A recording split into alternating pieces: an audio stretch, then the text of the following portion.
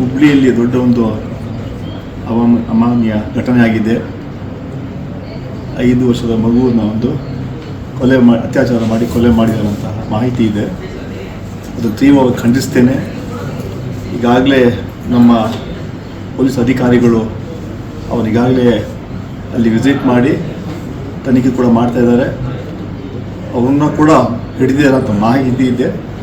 ಅವ್ರ ಮೇಲೆ ನಿರ್ದಾಕ್ಷಿಣ್ಯ ಕ್ರಮ ತಗೋಬೇಕು ಅಂತ ನಾನು ಒತ್ತಾಯ ಮಾಡ್ತೇನೆ. ಅದರಿಂದ ಅದಕ್ಕೆ ಹೆಚ್ಚು ನಾವು ಕಾನೂನು ಸಮಸ್ಯೆ ವಿಶೇಷವಾಗಿ ಗಮನ ಹರಿಸಬೇಕಾಗ್ತದೆ. ಎಲ್ಲ ಕಡೆ ಪೊಲೀಸ್ನವ್ರು ಒಳ್ಳೆ ಕೆಲಸ ಮಾಡ್ತಾರೆ, ಆದರೂ ಕೂಡ ಕೆಲವು ಕಿಡಿಗೇಡಿಗಳು ಇಂತಹ ಕೆಲಸಗಳು ಮಾಡ್ತಾರೆ. ಇದು ಇಲ್ಲಿ ರಾಜಕೀಯವನ್ನು ಬಿಟ್ಟು ಒಟ್ಟಾರೆ ಸೇರಿ ಎಲ್ಲ ಈ